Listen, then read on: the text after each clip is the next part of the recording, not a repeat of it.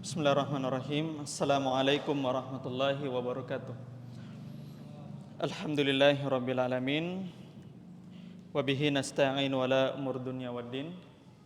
Wassalatu wassalamu ala Rasulil Karim Nabiyina Muhammadin wa ala alihi wa sahbihi ajma'in. Asyhadu an la ilaha illallah wahdahu la syarikalah wa asyhadu anna Muhammadan abduhu wa rasuluh al-mab'uts rahmatan lil alamin. Wassallallahu wasallam tasliman katsiran ila yaumiddin amma ba'du. Ikhwani fiddin azanallahu wa yakum. Alhamdulillah, tidak ada kata yang patut kita ucapkan pertama kali selain dari bersyukur kepada Allah Subhanahu wa taala karena seluruh ketaatan-ketaatan yang telah kita lakukan pada malam hari ini, semua berkat hidayah dan taufik darinya. Sebagaimana salawat dan salam senantiasa kita haturkan kepada Rasulullah sallallahu alaihi wasallam serta keluarga dan para sahabatnya serta orang-orang yang senantiasa istiqamah berada di dalam naungan sunnah beliau hingga akhir zaman nanti. Ikhwani fiddin azanallahu wa yakum. Alhamdulillah, kita lanjutkan kembali di pelajaran kita di Khulasah Ta'zimil Ilm, ringkasan-ringkasan mengagungkan ilmu, karya Syekh Salih bin Abdullah bin Hamd Al-Utsaimin hafizallahu ta'ala. Dan alhamdulillah, sebelum kita masuk di pembahasan kita berikutnya, kita akan muroja dulu ya. Kita akan muroja.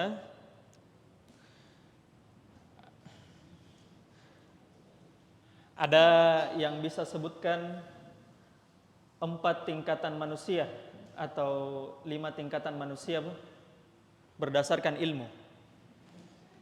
Perkataan Abu Darda. Ya, fadhal. Kalimat lengkapnya.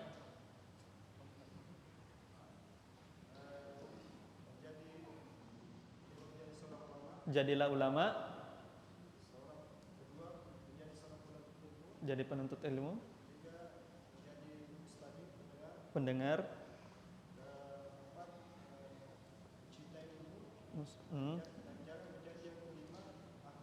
ahsan, barakallahu fiik. Fadhal, Abu Hamid.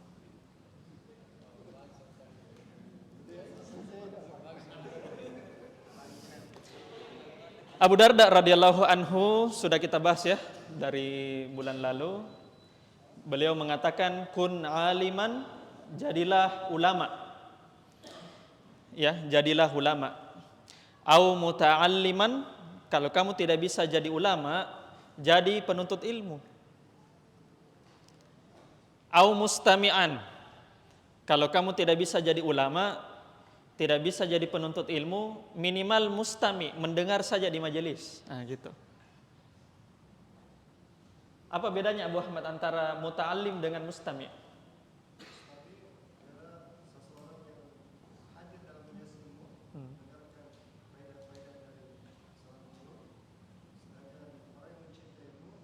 Muta'allim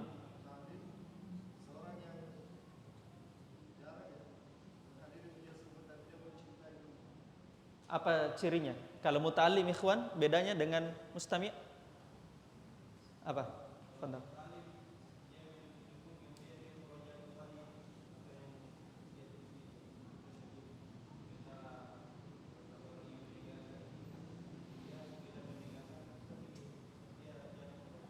Ahsan, barakallahu fiik. Ya, jadi orang yang muta'allim itu, penuntut ilmu itu orang yang disibukkan dengan 1, mencatat, 2, mendengar, 3, membaca, 4, menghafal, 5, murojaah. Nah, itu namanya muta'allim, penuntut ilmu. Sedangkan mustami' itu ya mendengar saja, mendengar. Nah, itu namanya mustami', pendengar ilmu.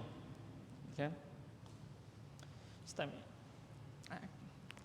Kata Abu Darda selanjutnya, au muhibban, atau kalau kamu tidak bisa jadi ahli ilmu, tidak bisa jadi penuntut ilmu, tidak bisa menjadi mustami, minimal terakhir muhibban, yaitu orang yang mencintai ilmu, ya.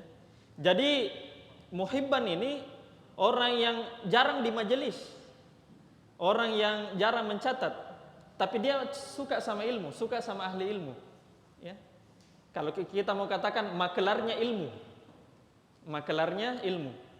Nah, kalau masalah urusan men-share kajian, oh paling cepat. Nah, tapi kalau urusan masuk ke kajian mungkin paling belakang. Nah, itu namanya muhibban, orang yang cinta sama ilmu. Wala takun khamisan fatuhlak, maka jangan kamu jadi orang kelima, maka kamu akan binasa. Ya. Nah, orang kelima itu siapa? Ahlul bid'ah. Ya. Jadi empat-empatnya ini masih dalam tahapan yang bagus. Jadi ahli ilmu, penuntut ilmu, pendengar, dan pencinta ilmu. Semuanya masih tahapan bagus, tapi jangan jadi yang kelima, ahlul bid'ah. Nah, orang yang bikin-bikin ilmu sendiri, bikin-bikin jalan sendiri. Nah, itu namanya mubtadi. Ya, itu kata Abu Darda radhiyallahu anhu. Ahsan. As-su'alus tsani.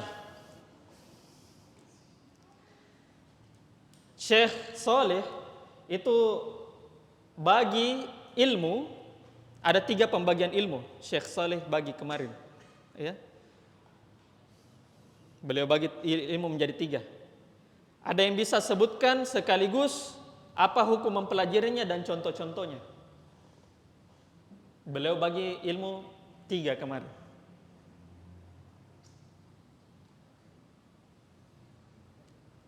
Ada yang bisa? Siapa? Ya, fadhol. Apa? Ilmu Al-Quran dan Sunnah 1.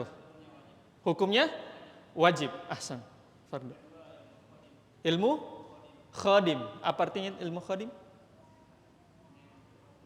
Ilmu pelayan. Pelayan. Ahsan. Usul fikih, apa lagi? Bahasa Arab. Ahsan. Ketiga, ilmu ajnabi. Apa itu ilmu ajnabi?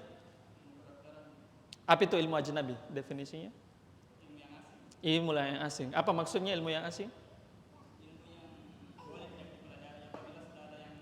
Boleh tidak dipelajari atau tidak masalah untuk bodoh terhadapnya. Ahsan.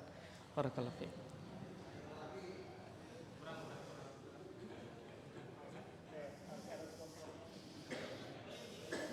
Ya, barakallahu fiik. Ya, kadang-kadang harus saya kasih antum hadiah supaya mencatat, ya. Baru ada hadiahnya kalau baru mau mencatat kalau ada hadiahnya. Kalau tidak ada hadiahnya tidak mau mencatat. Nah, jadi pembagian ilmu itu menurut Syekh Shalih Al-Utsaimin kemarin itu ada 3. Yang pertama ilmu Al-Quran dan Sunnah. Dan hukumnya Al-Quran dan Sunnah wajib dipelajari. Wajib dipelajari. Ya, wajib dipelajari. Yang kedua adalah ilmu khadim atau ilmu pelayan. Ilmu pelayannya Al-Quran dan Sunnah. Nah, ilmu pelayan itu contohnya bahasa Arab, usul fikih, mustalahul hadis, usul tafsir, dan seterusnya. Apa hukumnya mempelajari ilmu khadim, ilmu pelayan? Dia juga hukumnya fardu. Tapi sebatas fardunya yang bisa membuat Al-Quran dan Sunnah terpahami dengan itu. Misalnya kita belajar bahasa Arab sampai kita bisa memahami arti dari Al-Quran dan Sunnah. Nah, itu. Kita bisa belajar usul fikih sampai kita bisa mengerti dalil-dalil di dalam Al-Quran dan Sunnah. Nah, itu namanya ilmu khadim, pelayannya Al-Quran dan Sunnah. Dan yang ketiga adalah ilmu ajnabi, yaitu ilmu asing. Bagaimana hukum mempelajari ilmu ajnabi? Hukumnya adalah boleh tidak dipelajari, akan tetapi dalam beberapa ilmu ajnabi itu bahkan wajib untuk tidak dipelajari. Contohnya ilmu apa yang wajib tidak dipelajari? Yang wajib dijauhi. Ilmu ilmu filsafat, ahsan, ilmu kalam. Ya, Imam Syafi'i bilang orang yang belajar ilmu filsafat paginya itu cerdas, siangnya goblok. Makanya orang yang belajar ilmu filsafat paginya cerdas, malamnya bodoh. Maka wajib untuk dijauhi ilmu-ilmu tersebut. Ya, karena ilmu filsafat itu yang membuat kenapa bisa banyak firqah-firqah sesat, ya, ikhwan. Firqah sesat itu asalnya dari pemahaman kalam. Ya. Ahsan, barakallahu fiik. Saya kira sudah ya susul teranya. Ya, kita lanjutkan kembali materi kita di halaman 19. Selanjutnya kata beliau, hafizallahu taala, al-maqidul khamis. Simpul yang ke-5. Setelah seseorang itu ingin belajar ilmu, dia kosongkan hatinya, dia bersihkan hatinya dengan menghindarkan dari najis syubhat dan syahwat.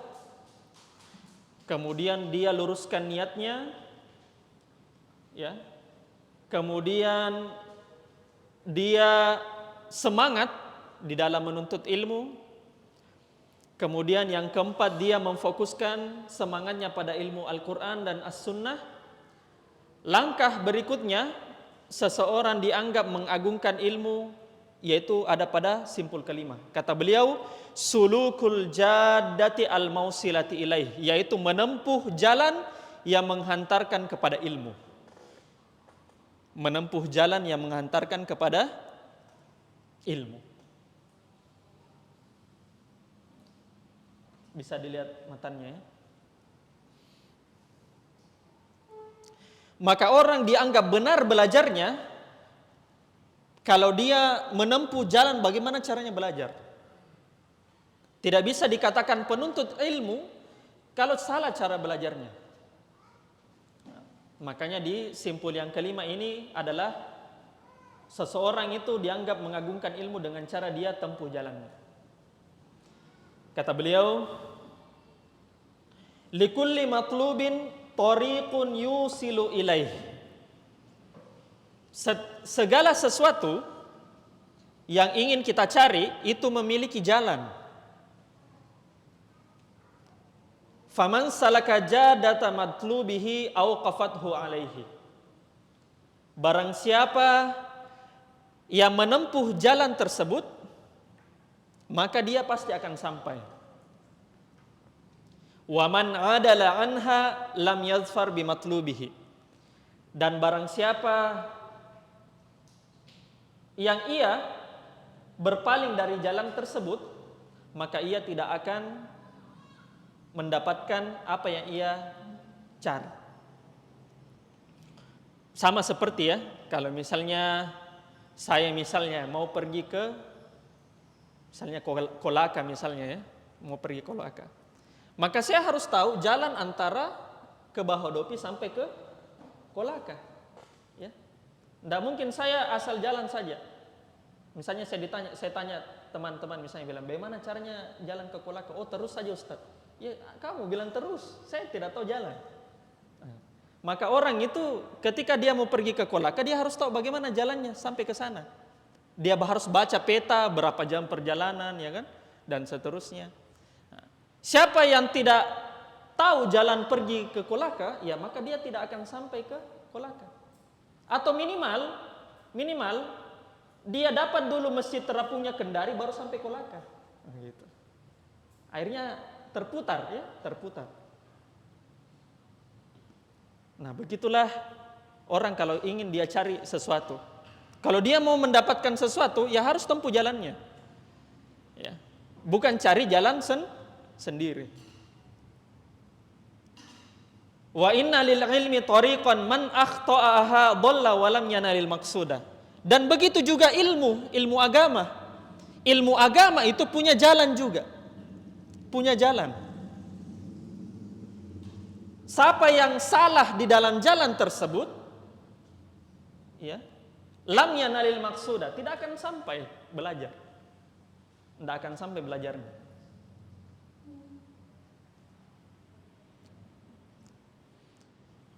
Sebagaimana kalau saya mau pergi ke Kolaka, ya saya harus tempuh jalan menuju ke Kolaka. Jangan sampai saya pergi ke Kendari.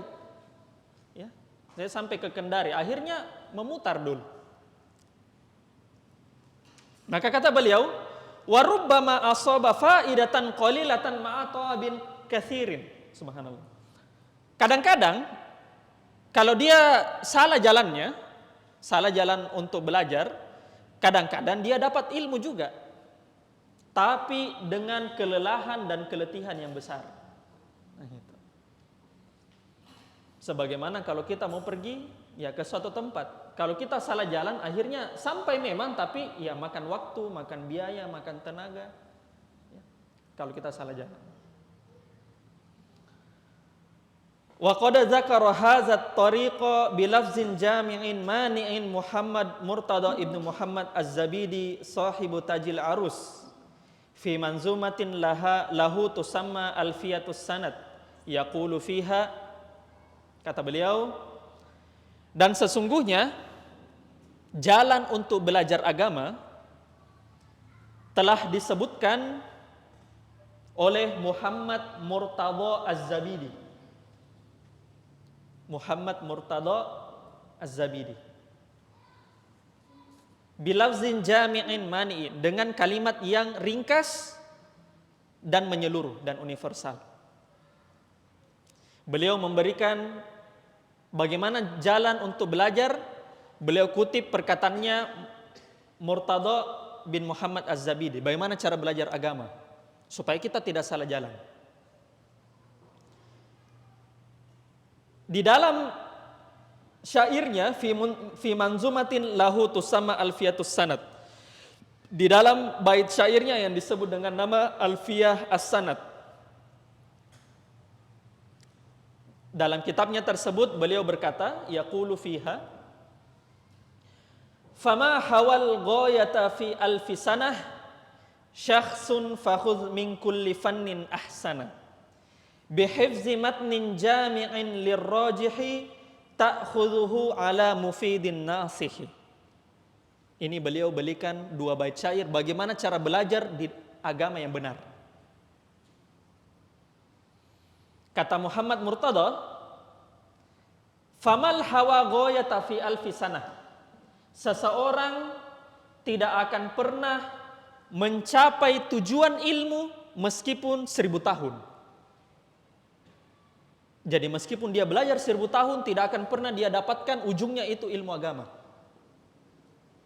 Antum misalnya belajar ilmu bahasa Arab, sampai 1000 tahun pun antum belajar, tidak akan pernah dapatkan ujungnya bahasa Arab. Tidak akan pernah. Syakhsun fahudh min kulli fannin ahsanah. Seseorang tidak akan pernah mencapai puncak dari ilmu meskipun selama 1000 tahun. Fahudh min kulli fannin ahsanah, tapi ambillah yang baik-baik dari setiap cabang tersebut. Maka ambillah dari setiap cabang tersebut hal yang paling baiknya. Karena kita tidak bisa susur ilmu sampai 1000 tahun, maka kita harus cari yang mana yang paling baiknya dari setiap cabang ilmu tersebut. Karena usia kita terbatas. Dengan cara apa? Bihifzi matnin jami'in lirrajihi ta'khudhuhu ala mufidin nasihi. Dengan menghafalkan matan yang jami' lagi rajih. Menghafalkan matan yang jami' lagi rajih. Yang engkau ambil dari guru yang mufid dan nasih. Nah, kita akan jelaskan apa maknanya itu. Dengan menghafalkan matan yang jami dan rajih, dan kamu mengambil matan tersebut dari guru yang mufid dan nasih. Nah, itu cara belajar yang benar. Cara belajar agama yang benar. Kita akan jelaskan bagaimana cara belajar agama yang benar. Fatariqul ilmi wajadatuhu mabniyatun ala amrayni.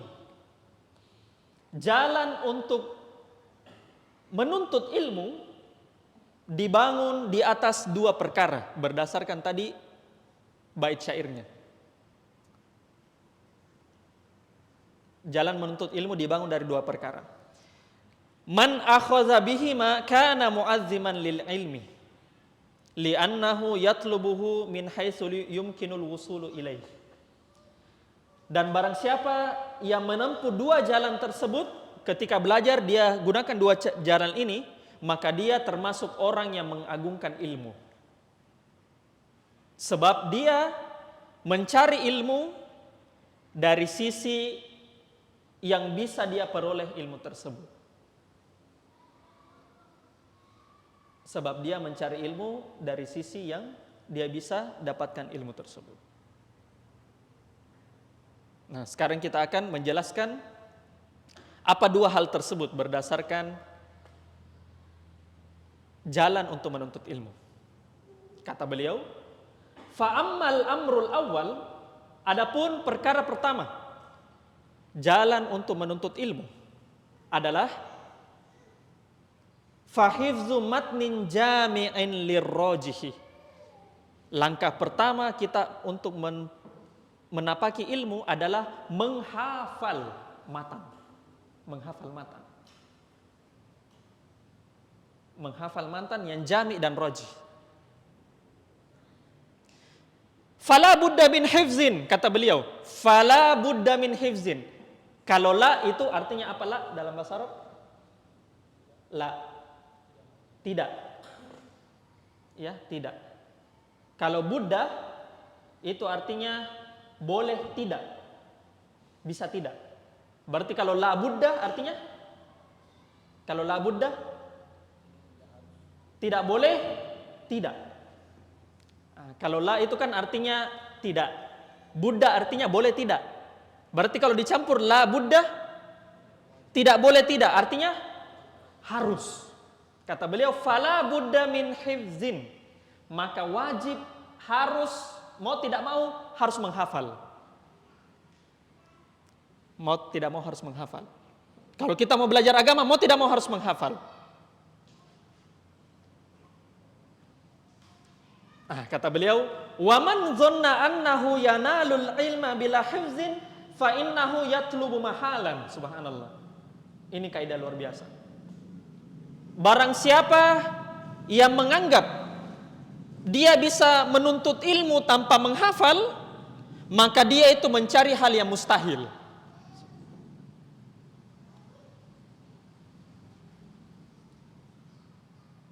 Barang siapa yang dia belajar, tapi saya bilang, Ustadz saya tidak mau menghafal, saya mau dengar saja. Tidak bisa. Fa innahu yatlubu mahalan. Dia cuma mencari hal yang sia-sia, mustahil. Karena seseorang itu harus menghafal. Ya. Kalau di pendidikan kita sekarang, ikhwan, sekarang di pendidikan kan ada yang dikatakan bilang jangan menghafal, ya. Jangan menghafal. Ya. Biarkan mereka mengasah kreativitas. Ya. Biarkan mereka mengasah kreativitas, tidak perlu menghafal. Maka kita katakan sebagai orang yang menuntut ilmu agama, iya, kalau itu berkaitan dengan urusan ilmu dunia. Kalau urusan ilmu dunia, terserah, mau menghafal, mau tidak terserah. Tapi urusan ilmu akhirat, ilmu agama, maka mau tidak mau harus menghafal. Karena ilmu ikhwan, ilmu agama itu tidak diwarisi dengan kertas, tidak diwarisi dengan kitab. Al-Quran diturunkan kepada Nabi alaihi salatu wassalam.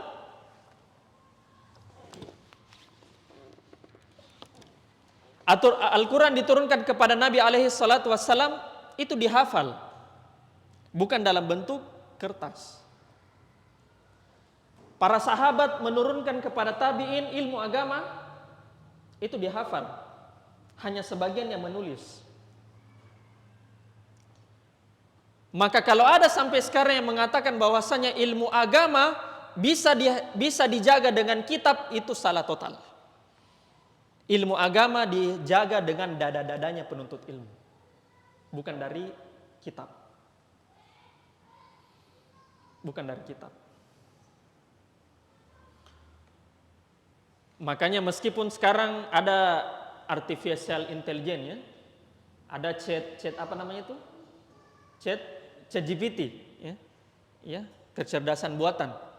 Meskipun ada itu, dia bantu manusia untuk belajar, tapi tidak membuat penuntut ilmu agama itu tidak menghafal lagi.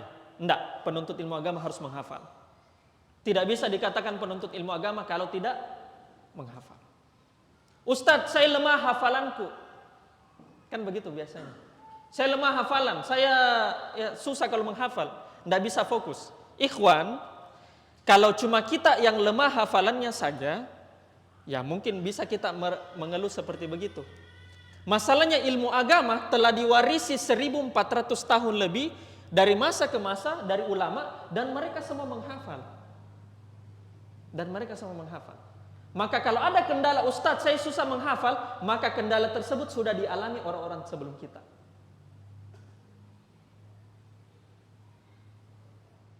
Maka itu yang harus kita tahu. Maka seseorang itu harus menghafal. Saya akan bacakan perkataan dari Ibnu Mubarak tentang urutan dalam menuntut ilmu. Kata Abdullah bin Mubarak dalam kitabnya beliau, Jami' Bayanil Ilmi wa Fadli, kata beliau, ini Abdullah bin Mubarak, ulama besar, ya, ulama salaf.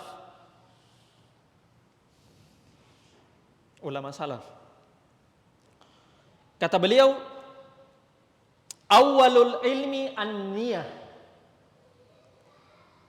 Permulaan di dalam menuntut ilmu adalah niat.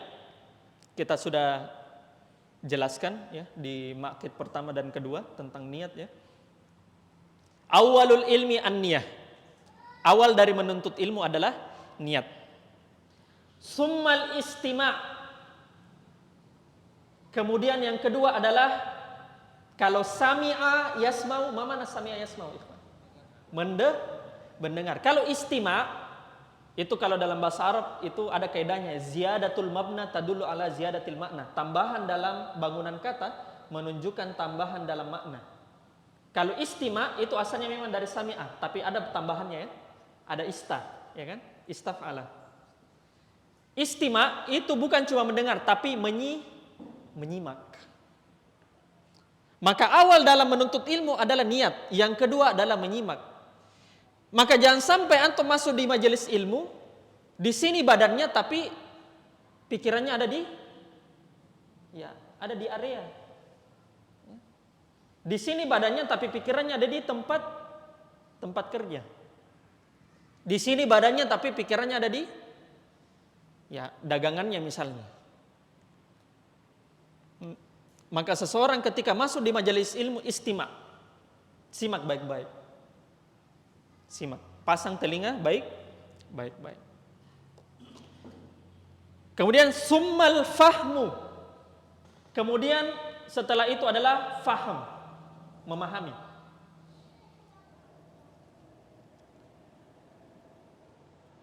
Ada biasa orang yang mendengar kajian, ya, dia simak baik-baik, ya, dia simak, tapi belum sampai belum masuk di hatinya, belum sampai di kepalanya. Makanya belum sampai ke tahapan al-fahmu. Kalau dia sudah menyimak baik-baik tapi belum memahami, ulang lagi. Mungkin saja dia tidak paham materinya.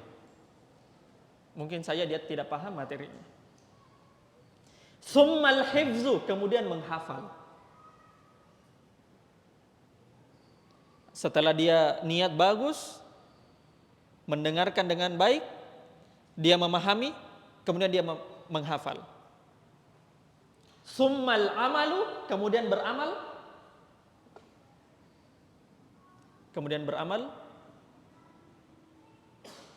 Summan nashru, kemudian dia sebarkan.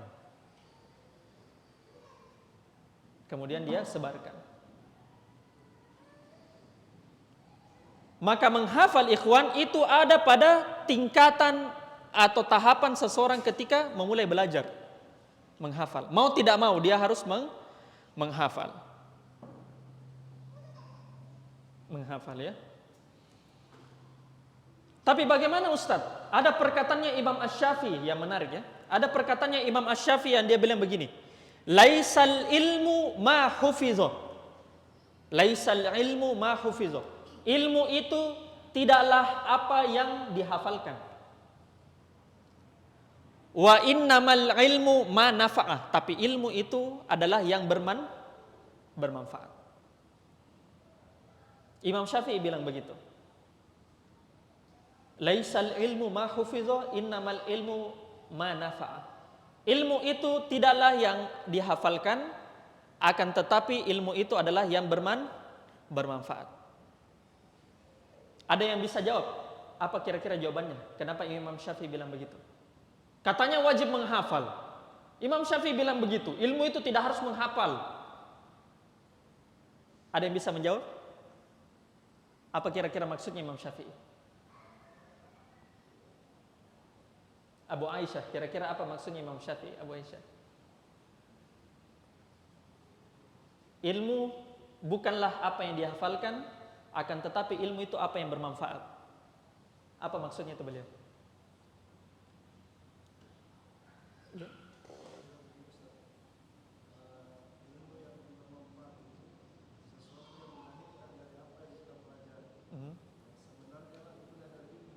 Iya. Katanya berarti tidak wajib menghafal.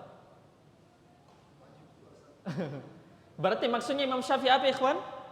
Maksudnya dari segi tujuan dari ilmu, ghayatul ilm, tujuan dari ilmu adalah supaya bisa diamalkan.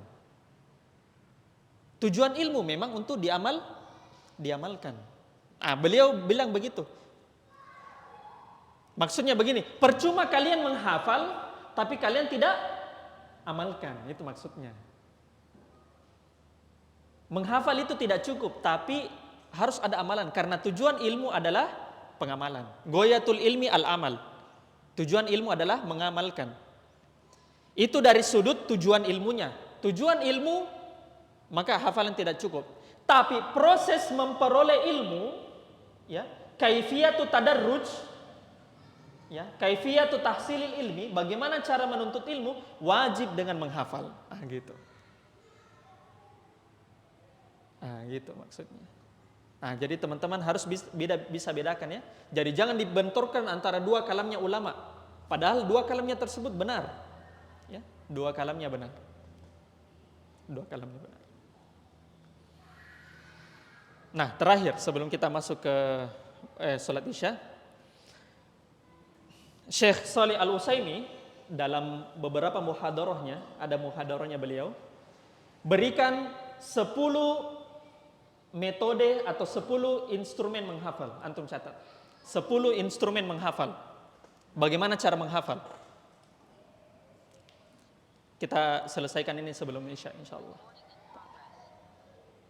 Syekh Shalih Al-Utsaimin memberikan 10 instrumen di dalam menghafal. Bagaimana cara menghafal? Langkah pertama dari 10 langkah tersebut, cara menghafal atau instrumen menghafal adalah memilih apa yang mau dihafal. Memilih matan yang mau dihafalkan. Ta'yinul mahfuz. Maka seseorang itu ketika mau belajar, dia mau menghafal, dia harus pilih yang mana yang saya mau hafalkan. Kalau dia mau hafal Quran, dia hafal Quran. Kalau mau dia hafal matan, dia hafal matan. Itu yang pertama. Yang kedua adalah tidak mencampur hafalan, ya, tidak mencampur satu hafalan dengan hafalan yang lain. Ifradul mahfuz wa tauhiduhu. Hafalannya itu cuma satu dan dia tidak campur-campur yang lain. Maka seseorang ketika menghafal, ya jangan dia sambil menghafal ini juga. Ya. Misalnya bahasa Arab misalnya, dia menghafal ajurumiyah, ya ajurumiyah. Nah, teman-teman nanti saya kasih ajurumiyah ya setelah silsilah, setelah durusul lughah. Seseorang mau menghafal ajurumiyah, ya jangan dia campur dengan kitab yang lain sambil menghafal. Nah, kalau dia mau menghafal ajurumiyah, ajurumiyah saja. Jangan mencampur dengan kitab yang lain. Nah itu. Nah, itu yang kedua. Yang ketiga adalah memilih naskah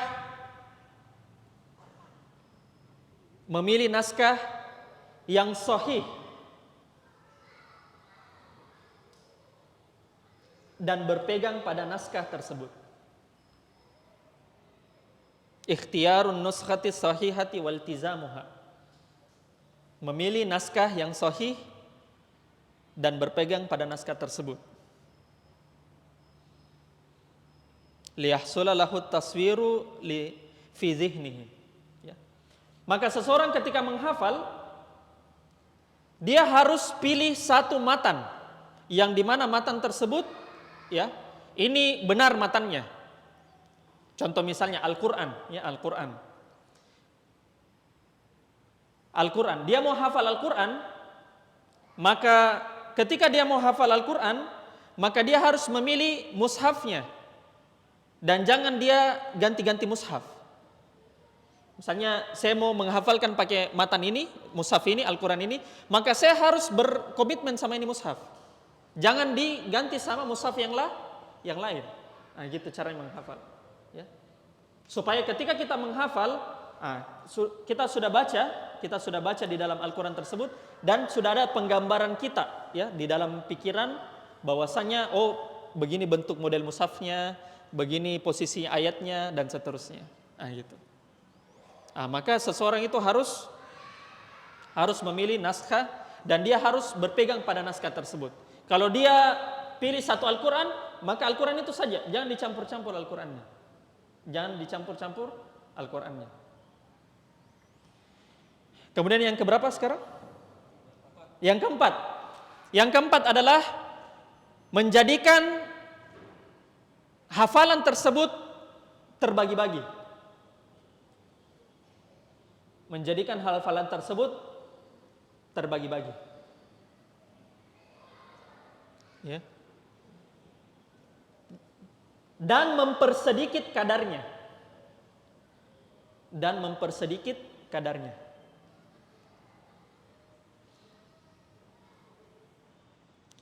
Maka seseorang ketika menghafal, ya, jangan dia menghafal, saya mau menghafal Ustaz juz 30, amma yatasa'alun, juz amma.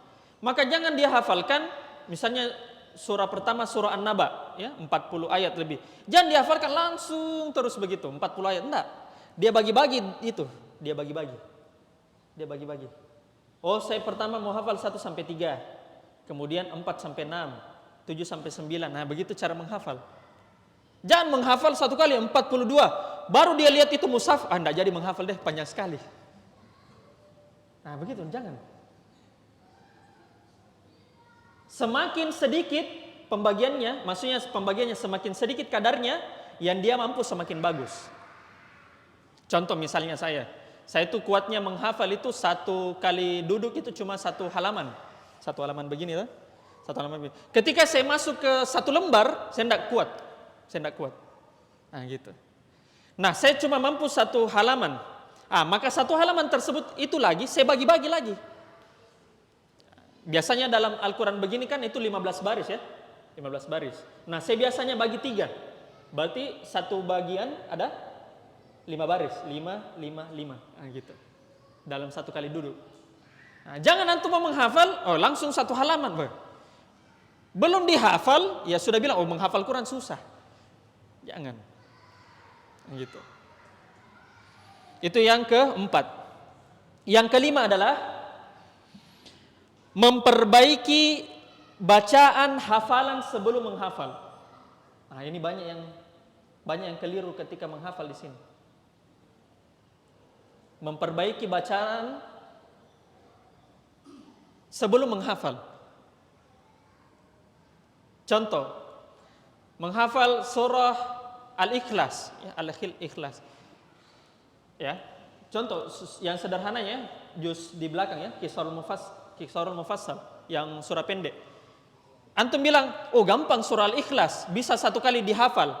Jangan baru antum lihat satu kali, baru dilihat satu kali, "Qul huwallahu ahad, Allahus samad, lam yalid walam yulad walam yakul lahu kufuwan ahad." Ditutup. "Qul huwallahu ahad, Allahus samad." Enggak boleh. Perbaiki dulu bacaannya, lancarkan dulu bacaannya, baru kemudian menghafal. Jangan menghafal, langsung ditutup. Enggak. Dibaca dulu, dibaca. Perbaiki dulu bacaannya, baru menghafal. Nah, dan ini banyak teman-teman yang keliru ketika menghafal. Langsung mau saja dia tutup-tutup. Enggak, diperbaiki dulu, dilancarkan dulu lidahnya, lisannya. Ketika lisannya sudah lancar, insya Allah enak itu menghafal. Nah, gitu. Lanjut nomor 6. Nomor 6 adalah memulai menghafal. Memulai menghafal.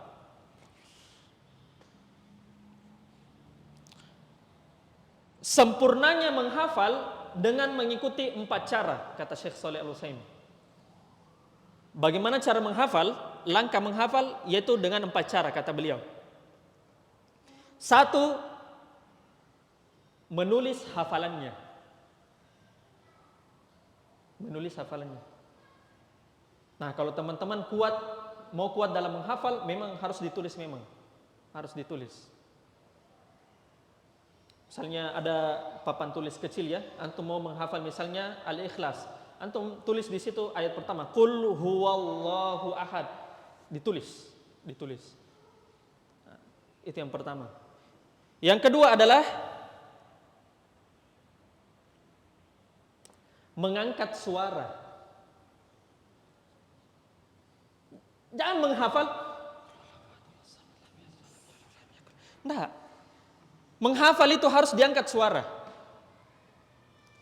Kaidahnya Syekh Shalih Al-Utsaimin mengatakan di daurah yang lain ya, beliau bilang begini. Menghafal ya, kaidah suara ya. Kalau untuk mengangkat suara itu menghafal. Ya, mengangkat suara tujuannya menghafal. Memelankan suara tujuannya untuk tadabbur. Tadabbur. Dia mau tadabburi qul huwallahu ahad, maka dia diam. Dia perhatikan baik-baik, dia pahami baik-baik. Nah, itu.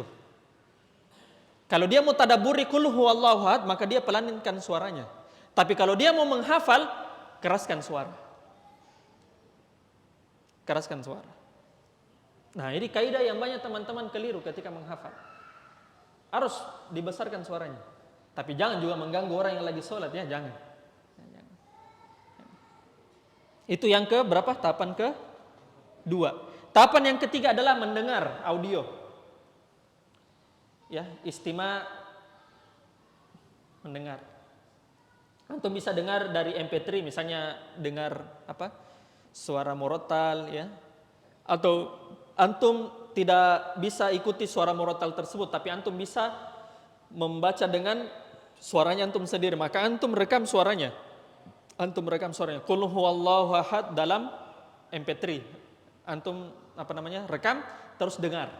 Dengar. Dengan catatan bacanya antum sudah benar. Gitu. Kalau bacanya salah ya jangan berani-berani rekam. Jangan berani-berani.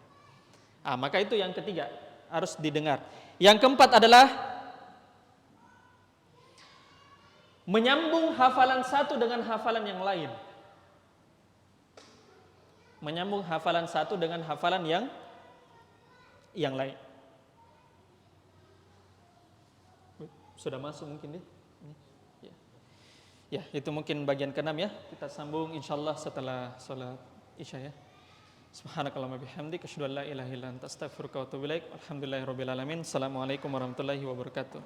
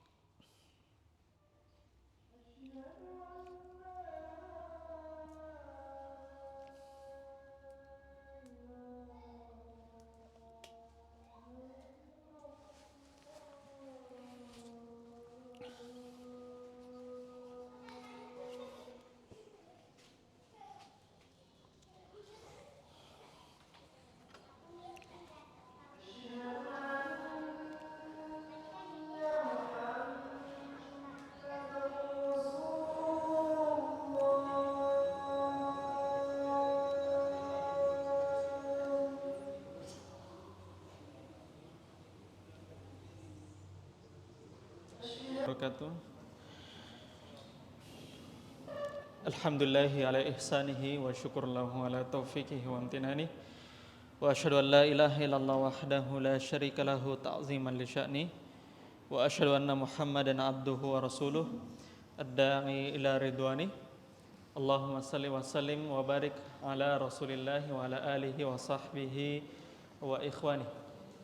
Ikhwani wa akhwati fiddin azanillahu wa yakum. Alhamdulillah, kita lanjutkan kembali pembelajaran kita di Khulasah Ta'zimil Ilm karya Syekh Saleh bin Abdullah Al-Utsaimin hafizallahu taala, dan kita masih berada di Al-Maqidul Khamis, simpul yang kelima dari bagaimana cara seseorang belajar dengan benar, yaitu sulukul jaddati al-mausilati ilaih, menempuh jalan yang mengantarkan seseorang untuk belajar. Maka seseorang itu ketika belajar itu ada jalannya. Dan Syekh hafizallahu taala telah menjelaskan jalannya. Ada dua cara atau dua hal supaya kita seseorang menempuh jalan menuntut ilmu. Yang pertama adalah dengan menghafal matan. Dengan menghafal matan tersebut, karena kata beliau, wa man zanna annahu yanalul ilma bila hifzin fa innahu yatlubu mahalan. Barang siapa yang menyangka dia bisa belajar namun dia tidak menghafal, maka dia ingin mencari sesuatu hal yang mustahil, sia-sia.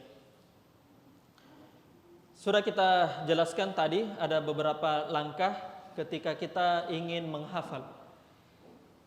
Langkah pertama apa ketika kita mau menghafal? Apa?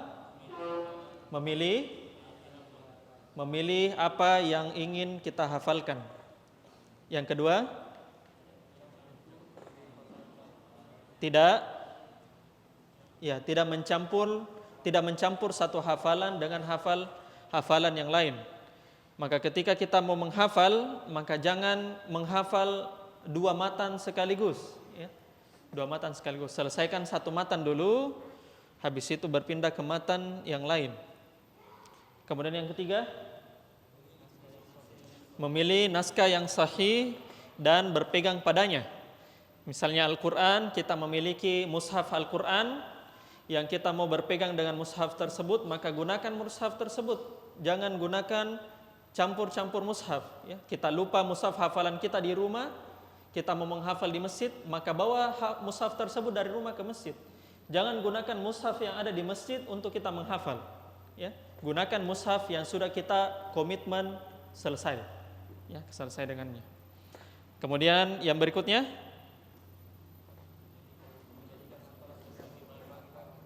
menjadikan hafalan terbagi-bagi dan berusaha mempersedikit hafalannya tersebut. Maka seseorang ketika menghafal, jangan dia menghafal sekaligus, ya. Satu matan dia mau hafalkan semua, tidak bisa. Maka dia harus bagi-bagi kadarnya sesuai kemampuannya. Kadar sesuai dengan kemampuannya. Semakin sedikit kadarnya tersebut, ketika dia mau menghafal, maka semakin bagus. Semakin bagus. Berikutnya, memperbaiki bacaan sebelum menghafal. Maka seseorang ketika mau menghafal, jangan menghafal dulu. Dia perlancar dulu bacaannya tersebut sama hafalannya, ya, sebelum dia menghafal, ya. Dia perlancar dulu supaya lisannya terbiasa dengan yang dia hafalkan. Terus apa?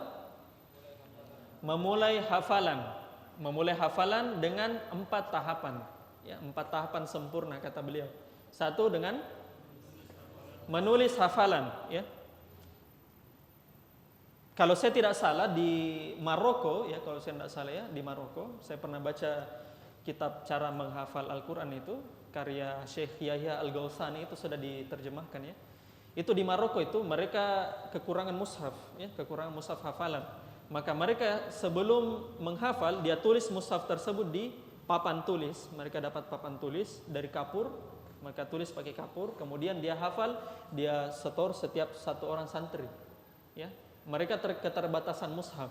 Ya, jadi selama waktu tertentu dia tulis tersebut sampai dia hafalkan. Setelah dia hafalkan, dia hapus hafalan tersebut. Bayangkan, dia tidak punya mushaf, ya, mereka tidak punya mushaf, ada mushafnya tapi sedikit, tapi mereka gunakan papan tulis untuk menghafal. Mereka gunakan papan tulis untuk menghafal. Jadi ketika sudah hilang, sudah berlanjut ke hafalan setelahnya, itu mereka hapus hafalan itu di papan tulisnya. Papan tulisnya menunjukkan mereka itu sangat berkomitmen dengan menulis ketika mau menghafal. Ya. Yang kedua, mengangkat suara. Maka seseorang ketika mulai menghafal, dia wajib angkat suaranya. Ya. Nggak boleh dia bisik-bisik. Ya. Menghafal dalam hati. Tidak ada hafalan dalam hati. Dia angkat suaranya, ya, dia angkat suaranya. Ya, kaidahnya Syekh Shalih Al-Utsaimin mengatakan, ya, mengangkat suara untuk menghafal, mengangkat suara untuk menghafal, dan merendahkan suara untuk tadabbur. Ya, itu kaidahnya. Kalau teman-teman mau menghafal, angkat suaranya. Kalau teman-teman mau tadabbur, turunkan suara. Nah, itu. Dan yang keempat, terakhir apa? Yang ketiga, mendengar, ya, menyimak baik-baik rekaman, ya, rekaman atau dari guru misalnya. Ya, kita sudah dilengkapi sekarang dengan audio, ya, banyak bertebaran audio misalnya hafalan Quran. Nah, bisa kita dengar dari audio tersebut. Dan yang keempat, ya, menyambung hafalan dengan satu dengan hafalan yang lain. Kita kan dari tadi sudah bagi, ya, hafalan tersebut menjadi beberapa bagian. Ya, menjadi beberapa bagian. Maka jangan seseorang menghafal satu bagian, lanjut ke bagian berikutnya, tidak dia sambung ini antara dua bagian ini. Tidak dia sambung. Ya. Dia harus sambung, ya, antara satu bagian yang dia hafal dengan bagian setelahnya. Tidak boleh dia pisah. Tidak boleh dia pisah. Dia pisah di awal. Contoh misalnya, dia mau menghafal Al-Ikhlas, ya, Al-Ikhlas. Qul huwallahu ahad sampai terakhir, ya. Lam yalid walam yulad walam yakul lahu kufuwan ahad. Dia hafal terus itu. Kemudian dia lanjut lagi hafalan berikutnya surah Al-Falaq, ya, Al-Falaq. Dia hafal lagi, ya, dia hafal lagi surah Al-Falaq. Nah, selanjutnya yang harus dia ketahui adalah dia harus sambungkan qul huwallahu ahad tersebut, Al-Ikhlas tersebut dengan Al-Falaq. Jangan dia pisah. Ya, jangan dia pisah. Nah, itu kaidah dalam menghafal yang teman-teman harus ketahui, ya. Berikutnya nomor berapa? 7. Nomor 7 adalah tikrarul mahfuz, ya, mengulang-ulang hafalan. Mengulang-ulang hafalan. Berapa banyak yang kita ulang? Kata Syekh Shalih Al-Utsaimin, minimal 20 kali. Minimal 20 kali. Sebagian ulama ada yang menghafal sampai, mereka mengulang sampai 50 kali, mereka mengulang sampai 100 kali, tergantung dari kemampuan hafalan, kemampuan ini kita, daya tangkapnya kita. Semakin cepat daya tangkapnya kita, maka ya mungkin pengulangannya tidak terlalu banyak, ya, tapi semakin kurang daya tangkapnya kita, maka semakin kasih panjang pengulangannya, ya. Tidak bisa 20, minimal 20, ya, minimal 20. Qul huwallahu ahad, qul huwallahu ahad, qul huwallahu ahad, qul huwallahu ahad sampai 20 kali. Ya. Lanjut lagi, Allahus samad, Allahus samad, Allahus samad, Allahus samad. Kemudian dia sambung, qul huwallahu ahad, Allahus samad, qul huwallahu ahad, Allahus samad, qul huwallahu ahad, Allahus samad sampai 20 kali. Maka minimal dia menghafal, mengulangi 20 kali, kata beliau, ya. Yang ke-8 adalah ardul mahfuzi ala ghairi, yaitu menyetorkan hafalan ke selainnya. Dia setorkan hafalan ke selainnya. Ya, bisa dia setorkan ke guru, bisa dia setorkan ke temannya, ya. Bisa dia setorkan ke temannya.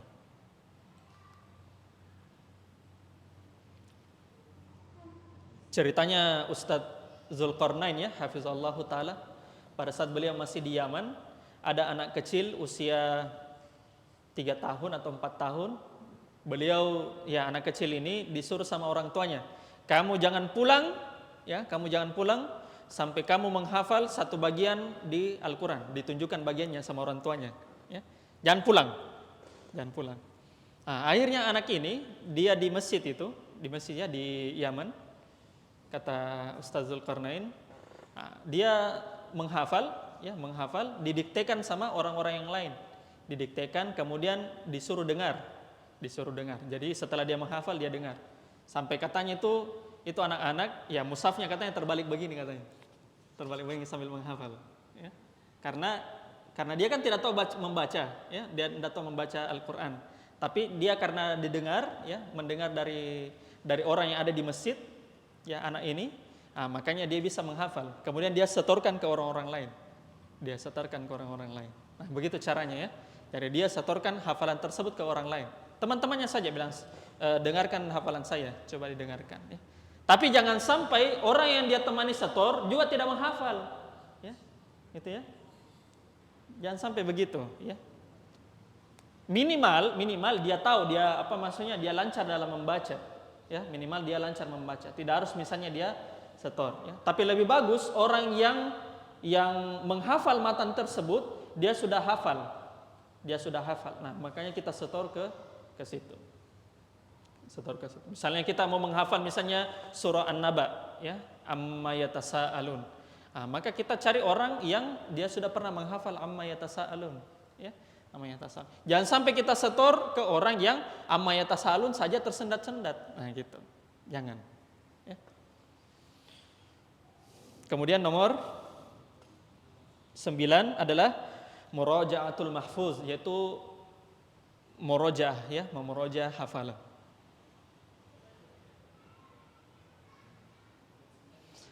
Para ulama mengatakan, ya, la ilma bila hifzin. Tidak ada ilmu tanpa menghafal. Wala hifdha bila muraja'atin. Dan tidak ada hafalan tanpa murojaah, mengulang-ulang. Seseorang dikatakan menghafal ketika dia mengulang-ulang hafalannya tersebut. Hari ini dia ulang, besok dia ulang lagi, besok dia ulang. Sampai dikatakan sama ulama, ya, kapan seseorang itu dianggap mutqin di dalam menghafal? Kapan seseorang dianggap mutqin di dalam menghafal? Ya, seseorang dianggap mutqin dalam menghafal ketika hafalannya itu selancar surah Al-Fatihah. Nah, itu. Selancar surah Al-Fatihah. Maka ketika belum lancar surah Al-Fatihah, maka dia ulang-ulang.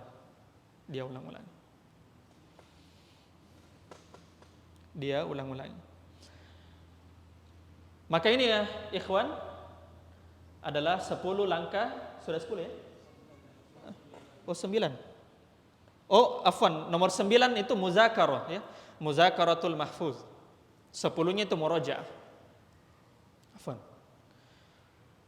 Nomor 9 itu muzakaratul mahfuz, memuzakarah yang dihafal.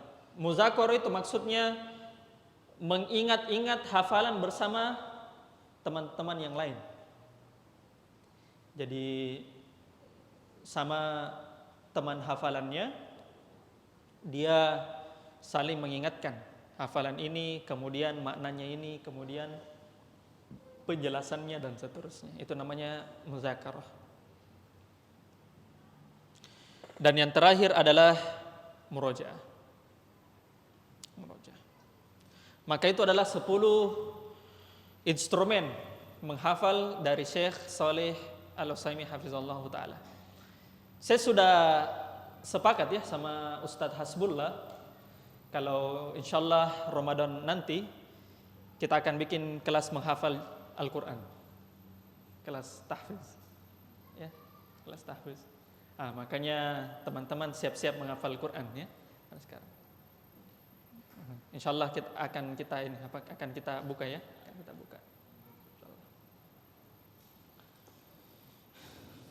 Kita lanjut lagi di matan. Wal mahfuzul muawwalu alaihi huwal matnu al-jami'u lirrajihi ay al-mu'tamad inda ahlil fan. Dan hal yang dihafalkan,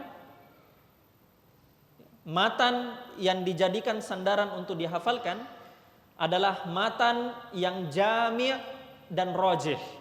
Sudah kita jelaskan tadi ya di dalam syairnya. Matan yang dijadikan sandaran untuk dihafalkan adalah matan yang jami' rajih. Apa itu matan yang jami' dan rajih? Adalah matan yang kata beliau ai al-mu'tamadu inda ahlil fan, yaitu yang dijadikan sandaran bagi ulama-ulama pada bidang tersebut. Ulama-ulama pada bidang tersebut. Contohnya misalnya bahasa Arab, ya. Kita mau menghafalkan matan dalam bidang bahasa Arab. Nah, mayoritas manusia dari masa ke masa menghafalkan al-ajurumiyah. Menghafalkan al-ajurumiyah ketika mau belajar bahasa Arab, nahwu, ya. Dan itu dijadikan sandaran oleh orang-orang atau ulama-ulama di bidang bahasa Arab, ya. Kalau kalian mau menghafal dalam bidang matan nahwu atau matan bahasa Arab, maka ajurumiyah hafalkan. Ajurumiyah hafalkan. Nah, itu sudah dari masa ke masa. Atau dalam bentuk syairnya, ya, syairnya yaitu syair Nazm al-Imriti. Nah, itu dipakai juga itu. Dipakai nazamnya sama beberapa pondok, ya, untuk hafalan nahwu. Nah, maka seseorang ketika menghafal, maka dia pilih matan tersebut, ya, sesuai dengan, ya, yang dijadikan sandaran oleh para ulama di bidangnya. Para ulama di bidangnya.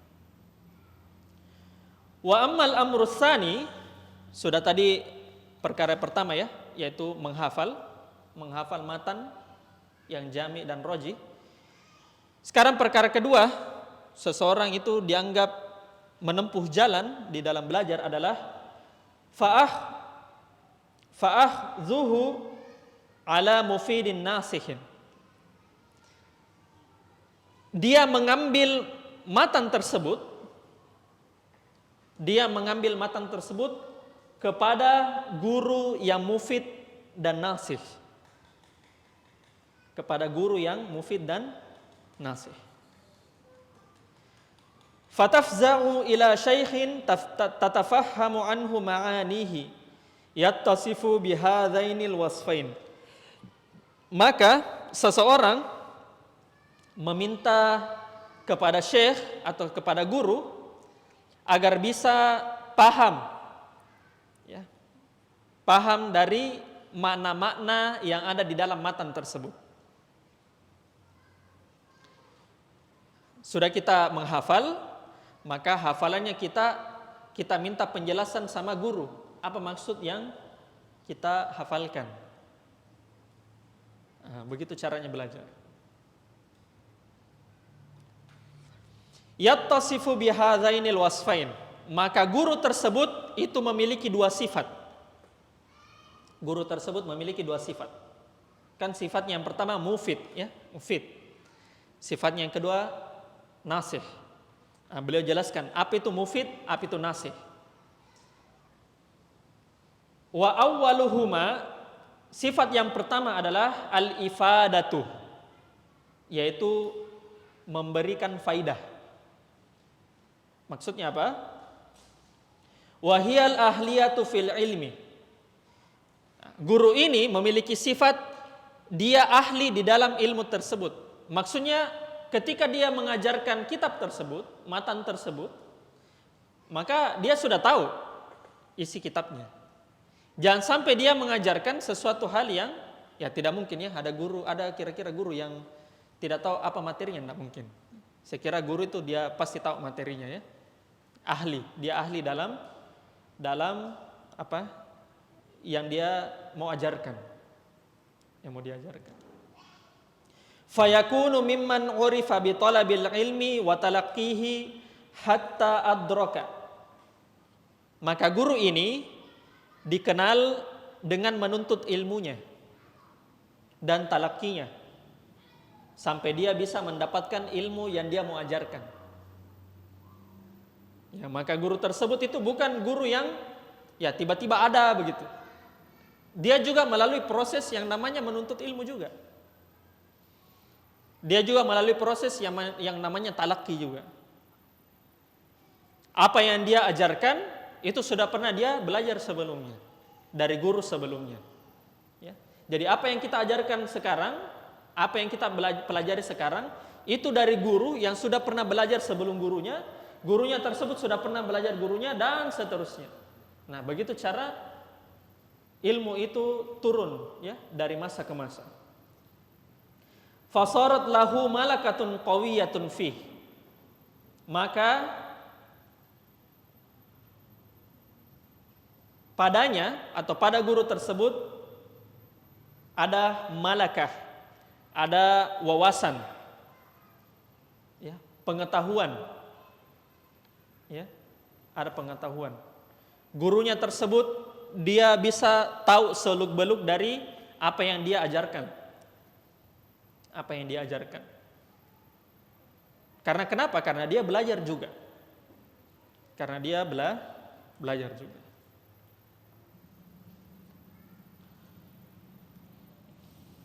Wal aslu fi hadza ma akhrajahu Abu Daud fi sunanihi bi isnadin qawiyyin an Ibni Abbasin radhiyallahu anhuma anna nabiyya sallallahu alaihi wasallam qala.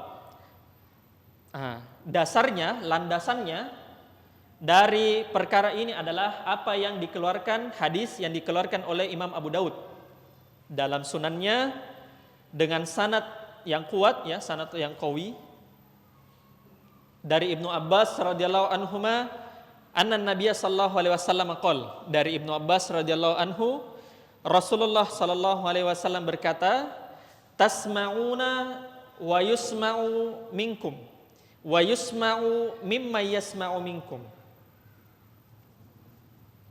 Nah, ini dalilnya ya, pendalilannya.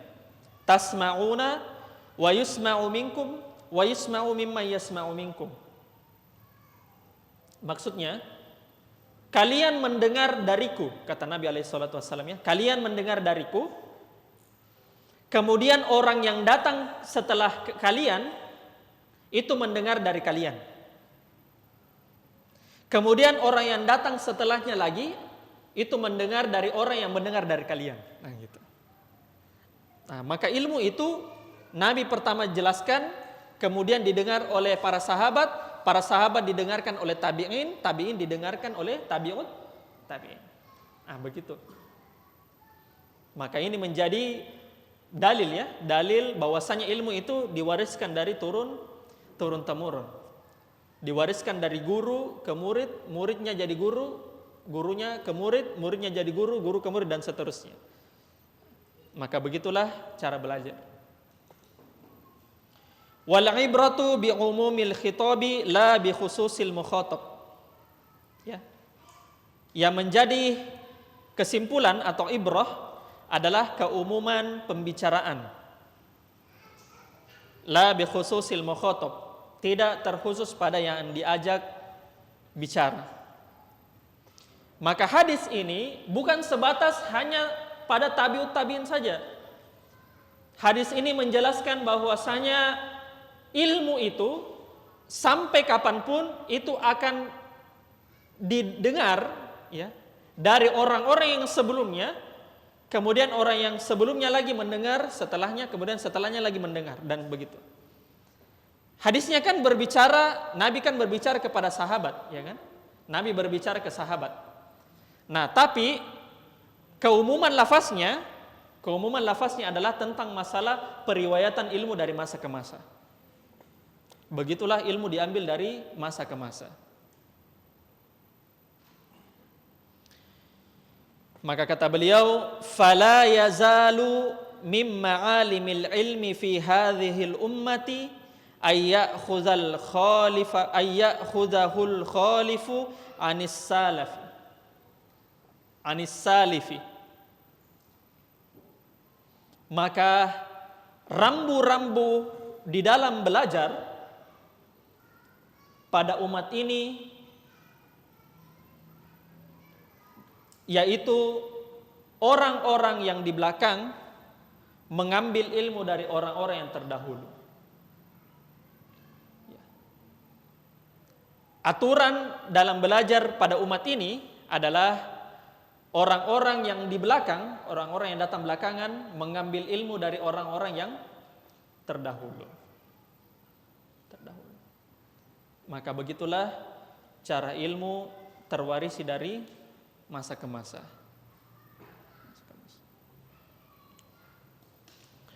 Itu adalah sifat yang pertama dari guru tersebut, yaitu mufid, ya. Dia memiliki ahli dalam ilmu yang dia sampaikan. Wa ammal wasfus tsani fahuwan nasiha. Adapun sifat yang kedua pada guru tersebut adalah dia nasih, pemberi nasihat. Pemberi nasihat.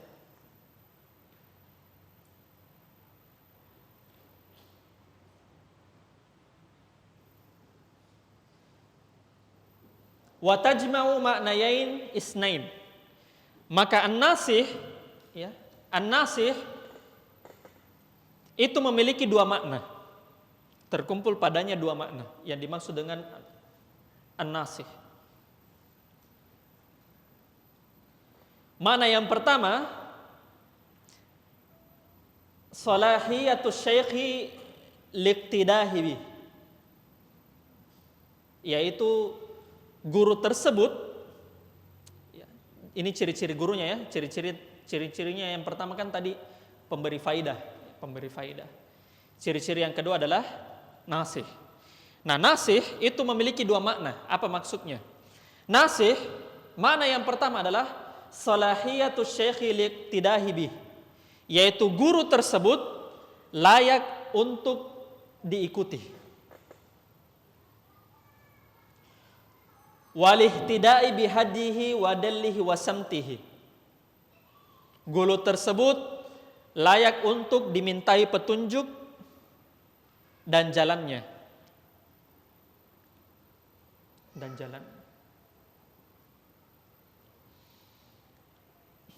Maka seorang guru yang baik adalah seorang guru yang memberikan hal-hal yang paling bagusnya untuk muridnya, ya.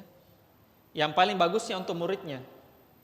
Dia berbicara kepada murid, ya. Di saat yang bersamaan dia juga, ya, pantas untuk diikuti gurunya.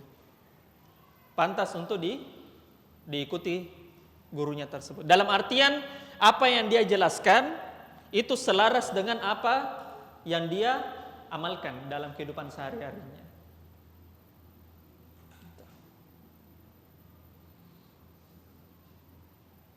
Mungkin ada yang bertanya, bilang, "Oh, Ustadz, berarti kita cari guru yang tidak ada dosanya." Ya. Setiap guru, ya, berarti kalau dapat guru, wah, ini kurang serak ini di hati saya gurunya nih. Tinggalkan, kita tahzir, ya kan? Tahzir gurunya. Cari lagi guru, ya. Oh, kayaknya lain lagi gurunya yang saya dapat. Wah, tahzir lagi, ya kan? Akhirnya tidak belajar. Ya, tidak belajar. Fokusnya itu, ya, dia celah gurunya. Subhanallah. Dia celah gurunya. Maksudnya apa itu, ikhwan? Yang dimaksud dengan cocok untuk diikuti, ya, cocok untuk diikuti adalah, kata beliau, ya, di syarahnya, ya saya baca, walaisal maqsudu ayyakuna khalian minaz dzunub. Maksudnya itu adalah guru tersebut bukan berarti tidak ada salahnya, tidak ada dosanya. Tidak begitu. Fa innal khuluwa minal khati'ati mufariqul al-adamiyatu. Sebab kosong dari dosa-dosa itu tidak mungkin hilang dari sifatnya Nabi Adam. Karena kalau ada guru yang tidak ada dosanya, berarti bukan guru tapi malaikat.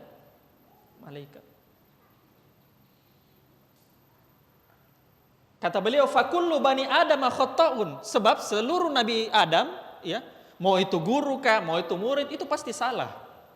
Pasti salah. Pasti ada keliru-kelirunya. Pasti ada hal yang membuat hati kita bilang, ih kenapa guru saya begini ya?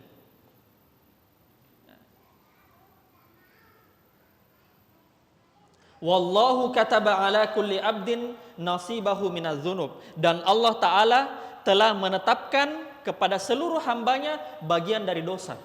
Bukan berarti bahwasanya kita bermudah-mudahan dari dosa, ya. Tapi orang yang terbaik itu adalah orang yang berdosa tapi bertaubat. Termasuk guru juga. Termasuk guru. Termasuk. Walakinnal murada, di sini maksudnya. Walakinnal murada, akan tetapi yang dimaksud dengan hal tersebut adalah antagliba hasanatuhu sayyiatihi, bahwasanya kebaikannya itu mengalahkan keburukannya. Itu maksudnya. Kebaikannya mengalahkan keburukannya.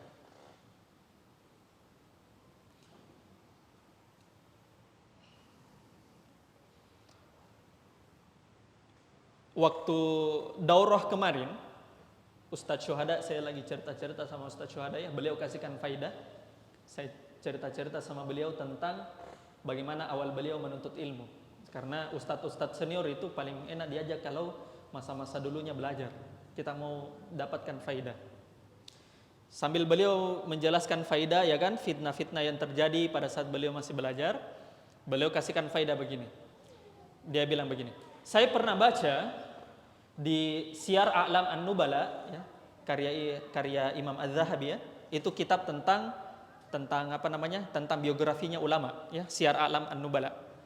Bukunya ya sekitar 30 jilid, ya, 30-an jilid lebih tentang biografinya ulama. Kata Ustadz Syuhada, saya pernah baca biografi salah satu periwayat hadis. Ini perawi hadis ini termasuk luar biasa. Akan tetapi satu kekurangannya ini perawi. Saya heran, apa kekurangannya Ustaz? Dia bilang ini perawi suka dia ceraikan istrinya. Sedikit kawin cerai, kawin lagi cerai lagi. Tapi ada tidak di antara ulama yang menolak hadisnya? Nggak ada. Nggak ada, ya. Bayangkan antum kira-kira dapatkan guru, ya. Kayak saya misalnya, kawin cerai ini Ustaz Lutfi, kenapa? Bayangkan, ya. Tapi bukan berarti kita ikuti yang hal seperti begitu, ya. Ini bisa menunjukkan kepada kita bahwasanya ya, bahkan untuk ulama sekelas perawi hadis tersebut itu sudah pasti salah. Apalagi kita. Apalagi saya yang anak kecil seperti antum. Tahu kisahnya Imam Malik? Imam Malik dalam majelis hadis itu mungkin dia dapatkan ada muridnya, ada salah seorang muridnya mungkin tidak enak perasaannya Imam Malik, ya, untuk tegur lagi. Akhirnya beliau pukul muridnya tersebut. Mungkin karena kuatnya pukulannya, Imam Malik, ya, Imam Darul Hadis, Imam Darul Hijrah, ya, imam di kota Madinah, ya. Gurunya Imam Syafi'i.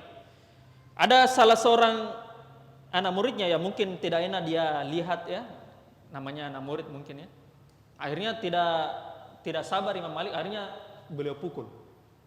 Bayangkan anak masih misalnya Ustadz Harun, ya, lagi di majelis, ya, dia pukul antum. Ya, tapi itu ya kemungkinan kecil terjadi, ya. Ini kisah nyata, ya, dari Imam Malik. Akhirnya dia pukul si muridnya.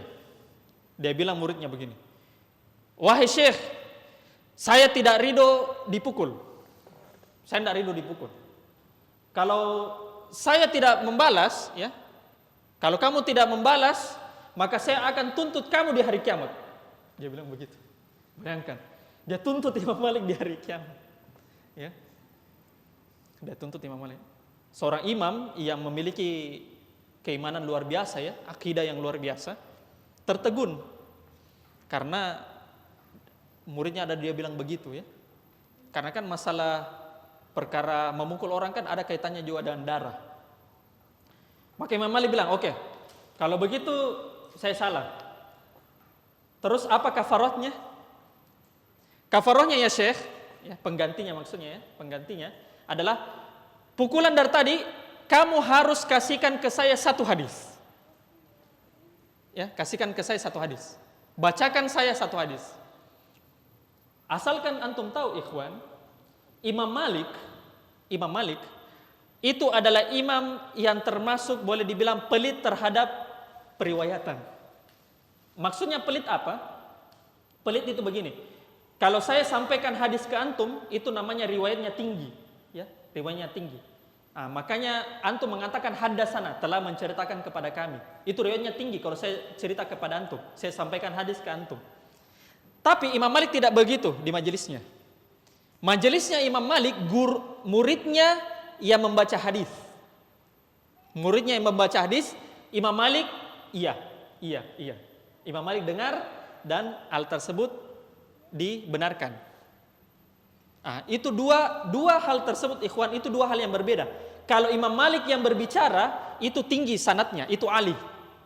Tapi kalau muridnya yang membaca dari hadis, muridnya menghafalkan hadis, terus didengar oleh Imam Malik, itu riwayatnya nazil, turun. Riwayatnya turun. Imam Malik termasuk ulama yang pelit menyampaikan hadis. Beliau cuma suruh murid-muridnya untuk membaca terus dia dengar. Maka si murid ini dia bilang, saya tidak akan ridho sampai hari kiamat sampai kamu kasihkan satu hadis ke saya. Sampai kamu sampaikan satu hadis ke saya. Artinya Imam Malik bilang menceritakan hadis tersebut. Imam Malik setuju. Ya, saya setuju. Akhirnya Imam Malik dia bilang haddasana fulan. Sampai selesai hadisnya, si murid tersebut sudah lega. Alhamdulillah, saya dapat hadis. Satu ini hadis dari Imam Malik, tinggi sanadnya ya. Karena Imam Malik yang berbicara. Terus apa si muridnya bilang, Imam Malik pukul lagi saya. Tolong pukul lagi saya. Menunjukkan bahwasanya satu ya. Dari kisah tersebut kita bisa dapatkan guru itu manusia biasa juga. Guru tersebut manusia biasa. Yang kedua, ada guru yang bisa sabar hadapi muridnya. Contohnya Syekh Shalih Al-Utsaimin. Makanya alasan kenapa saya suka karya-karyanya beliau, muhadar-muhadarnya beliau, karena beliau itu ketika di dalam majelis beliau luar biasa dalam dia tegur hadirin yang ada di situ, ya. Dia tegur tulab di situ. Nah, beliau itu bagus cara menyampaikannya, ya. Beliau bagus cara menyampaikan. Ada di antara guru yang dimana cara mereka guru ini tidak bersabar, cepat naik emosinya, ya. Kalau murid-muridnya sudah keterlaluan. Bahkan di antara ada guru, ya, ulama salaf, ya, ini ulama salaf. Ada guru gara-gara tersenyum, ya. Gara-gara muridnya satu orang tersenyum, ya, senyum-senyum tidak jelas maksudnya, ya. Muridnya satu orang tersenyum, keluar dari majelis. Nah, itu yang kedua, ya. Yang ketiga yang kita bisa dapatkan faedahnya bahwasanya seorang murid itu harus bersabar terhadap kekurangannya guru. Ya. Kalau kita mau sampaikan ada kekurangannya guru, kita sampaikan, bilang, Ustadz, bisa kira-kira begini, Ustadz. Bisa kira-kira begini, Syekh, ada masalah begini. Nah, itu cara yang menegur yang baik, ya. Jangan mengatakan bahwasanya guru itu bukan manusia. Nah, itu yang kita bisa dapatkan dari hal tersebut. Terakhir, wal akhar, mana yang kedua dari yang dimaksud dengan an-nasih adalah ma'rifatuhu bi tara'iqit ta'lim. Guru ini mengetahui bagaimana metode belajar, metode mengajarkan.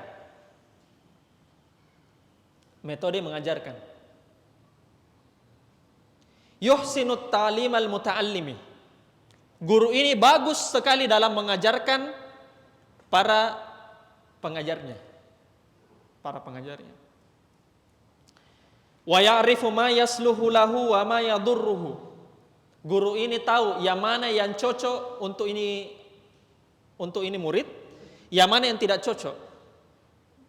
Ada guru yang bilang, kalau saya kasihkan ini ke santri, ini bagus ini. Tapi kalau saya kasihkan ini, materinya sama ya, cuma ada mungkin yang ini yang lebih cocok, ya, ini yang lebih prioritas. Kalau saya kasihkan ini, jangan sampai murid saya itu lari. Nah, guru itu tahu metode mengajar, tahu bagaimana cara mengajarkan siswa, dan dia mengetahui apa yang cocok untuk penuntut ilmu dan apa yang berbahaya untuknya. Waqfa tarbiyati al-ilmiyati allati zakaraha Syatibi fil muwafaqat. Ya, yang dimana guru tersebut itu mencocoki pendidikan ilmiah yang dimana telah disebutkan oleh Imam Asy-Syatibi dalam Al-Muwafaqat. Maka itu adalah cara atau sifat-sifat dari yang ada pada pengajar tersebut. Ahsan barakallahu fikum. Baik, sebelum kita akhiri, ada mungkin indakum aswal? Ada mungkin pertanyaan?